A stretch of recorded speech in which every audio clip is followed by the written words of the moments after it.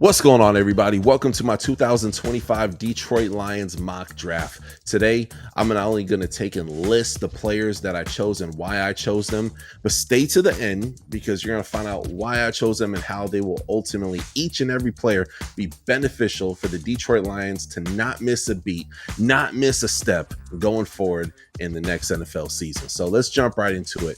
My favorite edge rusher in this draft, I gotta say it, Mike Green. Huge Mike Green fan. Statistically, let's talk about him for a second. So 38 solo tackles, 17 sacks, 3 forced fumbles. My guy's had a busy year. I feel that because it's Marshall, he was probably going from anywhere between a round 2, round 3. Well, after the Reese's Senior Bowl, he went so insanely crazy that his draft stock went up like the stock market. This dude is a baller, man. And he went up against guys from bigger schools, the Oregons and so forth, and made them look absolutely silly. I didn't see him get dominated by nobody at the Reese's Senior Bowl. Totally worth a first round pick. And hey, man, to have him in rotation with Aiden Hutchinson and some of those other guys. I mean, this is a guy who could potentially be a full-time starter on the opposite side of Aiden Hutchinson. But in the meantime, while Aiden Hutchinson gets healthier, he should be ready to go by the start of the year. But if not, plug and play. He will ball out, man. I am so confident that this is not a bust draft pick. Moving on is Shamar Turner. Okay, defensive tackle, about 300 pounds, 6'4", come out of Texas A&M. Great penetration guy. Not a whole lot of sacks like Mike Green has, but it's a guy who can help create plays for other players on the D line or even linebackers. Moving on, we got Willie Lampkin, who's probably my favorite. I have him in the top 3 best guard in this whole draft. Now, he's not a tall guy. Some places have him listed as 6'1". Some places is 5'11". But don't worry, he will beat the living crap out of the competition, man. Lampkin, I saw him also in the Reese's Senior Bowl, not in person, but just watching the highlights. And man, can he ball out, making people look absolutely ridiculous, man. And when it comes to, they say games are won and lost in the trenches, man. This guy was built for the trenches, man. I'm curious if he knows any type of karate because these hands are quick. And there was one play where a guy came off the ball and he literally grabs the guy by his shoulder pads and throws him to the ground. That was an anger play. I mean, I love watching this dude play. He is the mauler type guard that you want on your team, man. So I don't care if he was 5'10" or 6'1", whatever. He can play football. He would do great on the Detroit Lions. And plus, he could take and pull. He's a very versatile offensive lineman due to his size. So the next player that I take and I have is going to be Katan Crawford. Okay. Hopefully I said his name correctly. Check out the stats, y'all. 42 solo tackles, 1 forced fumble, 2 interceptions, and 6 passes deflected. And he's a senior coming out of college. He's a straight up safety. I saw him with my own 2 eyes at the Hula Bowl, and he absolutely balled out. I was there in person. For those who don't know, I was at the Hula Bowl and the Tropical Bowl interviewing NFL draft prospects. Mr. Crawford can play football. Great football. I'm going to see about getting him on the show. He's a very good player, man. I'm interested to know more about his game as far as like off the field as well, too. Then the next guy, and I'm going to try to say his name correctly, coming out of University of Florida, Trikweze Bridges, all right, or Trikweze Bridges. Hopefully I said that right.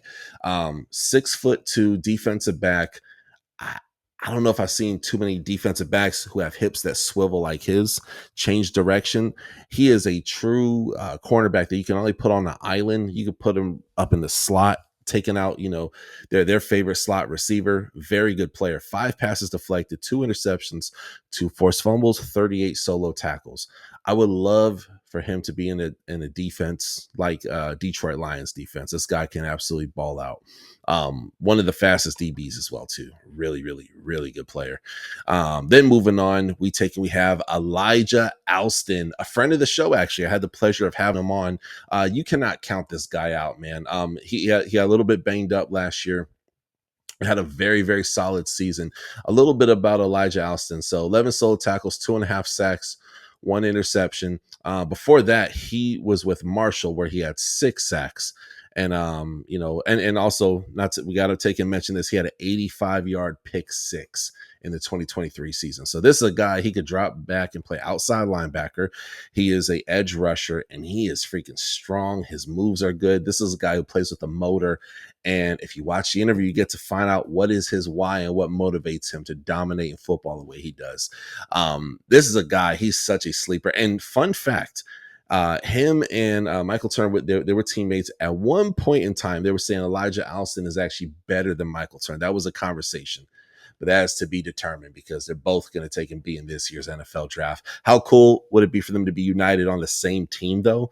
I absolutely love this, man. Obviously, Michael Turner would probably be like a day one starter kind of thing, or at least a rotational guy. Elijah Alston, he will have to take and come in there with a chip on his shoulder, but I believe he's not only good enough to get drafted, but also as well, he is a steal, and you better steal him while he is available, because if he does slide to UDFA, watch the bidding war begin, because a lot of teams take and want this guy. So Elijah Alston going to the Detroit Lions.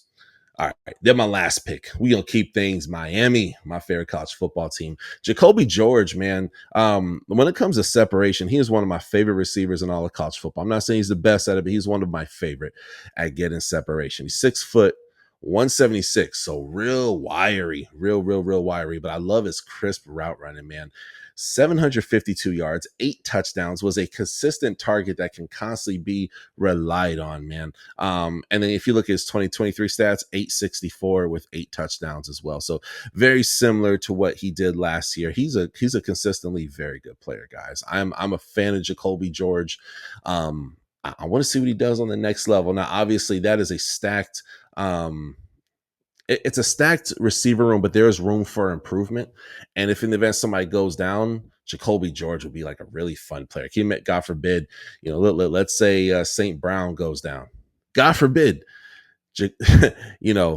George is going to take and come in there and ball the freak out, man. So I'm a fan. And you want it to where you have depth players that can start on another team, but they're dying and itching and ready to take and play. That's a thought process. When I got Elijah Alston, that's a guy who's eventually going to be a starter in the NFL. Okay. Then you got your guys, like Shamar Turner, little bit of development guy, but he gets great. He gets to the quarterback really good. So defensive heavy, cleaned up a few things on the team where there were injuries. So hopefully if they draft something similar to this, I want to be that guy like, oh yeah, I picked him and hit him. But obviously at the end of the day, I'm not a Detroit Lions insider, but always fun to do these mock drafts. But if they say something similar to this, I believe the Detroit Lions will be super successful in next year's football season. That being said, comment below if you like, if you hate, you dislike it, if it's kind of meh. Comment below. Let me know your thoughts on what you think about this mock draft.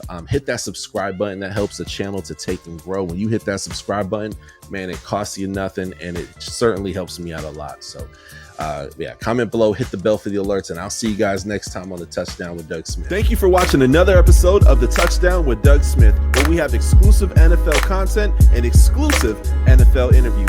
Be sure to hit that like and that subscribe button. Follow us on social media. See you on the next one.